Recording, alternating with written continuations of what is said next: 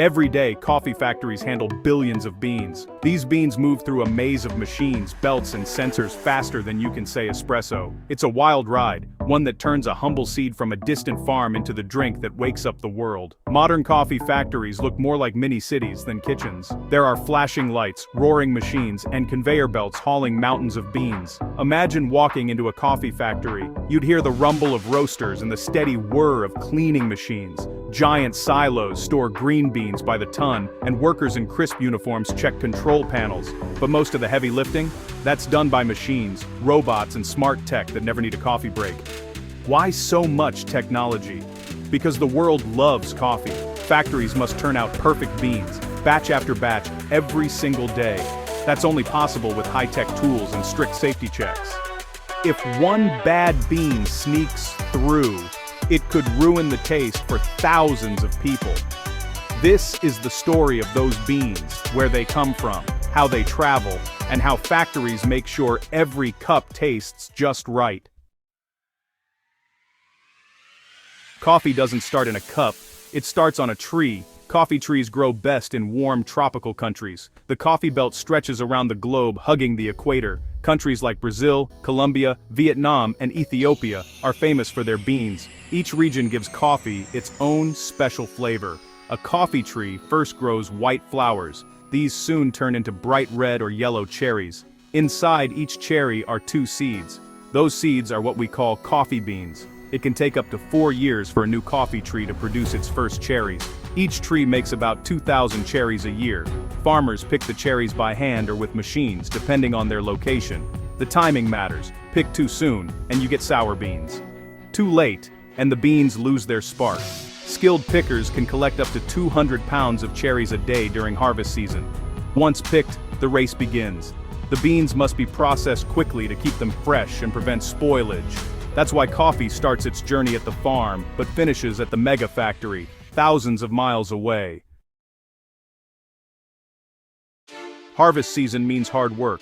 In some countries, families gather under the sun to pick cherries by hand. In others, machines shake the trees, letting ripe cherries drop onto large sheets. Either way, the goal is the same: collect only the ripest cherries.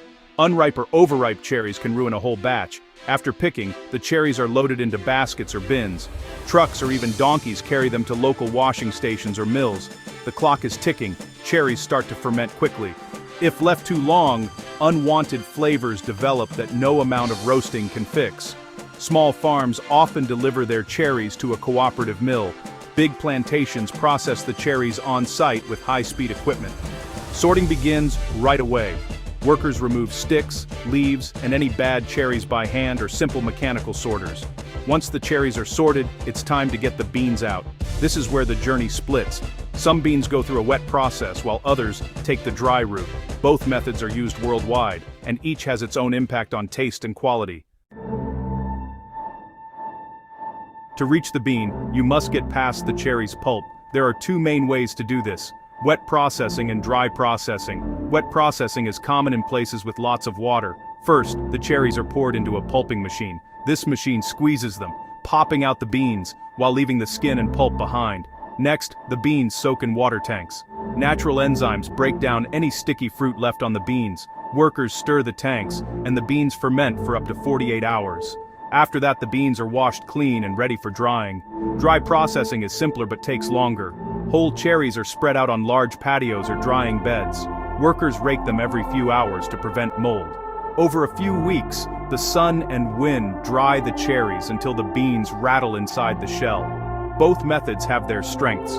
Wet processing gives a cleaner taste, while dry processing can add fruity flavors.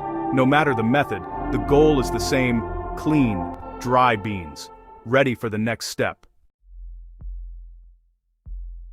Once the beans are free of pulp, they must be dried. This step is honestly crucial. Wet beans spoil fast, growing mold or bacteria that can ruin whole shipments. Factories want beans with about 12% moisture, dry enough to store, but not so dry they become brittle. Sun drying is the oldest method.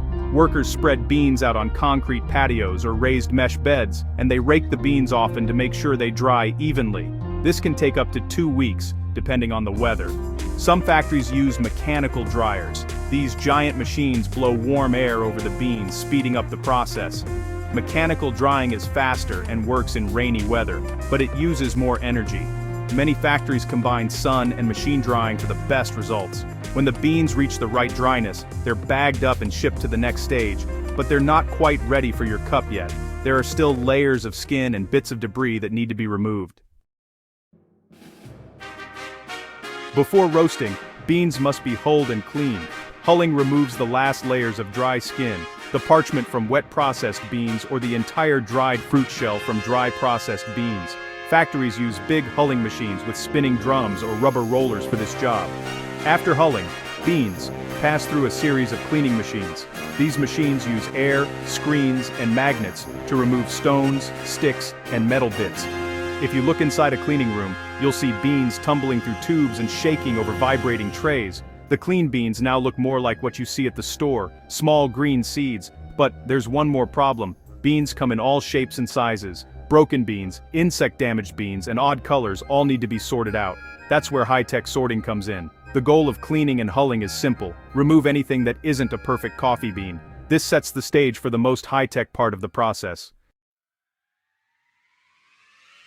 Sorting billions of beans by hand would take forever. That's why factories use optical sorters, machines with cameras, lasers, and even artificial intelligence. Beans zip along conveyor belts under bright lights. High-speed cameras snap pictures of each bean in real time. The system looks for color, size, and surface defects. Lasers can even detect invisible flaws, like insect holes or mold under the skin. If a bad bean is spotted, a tiny jet of air blasts it off the line.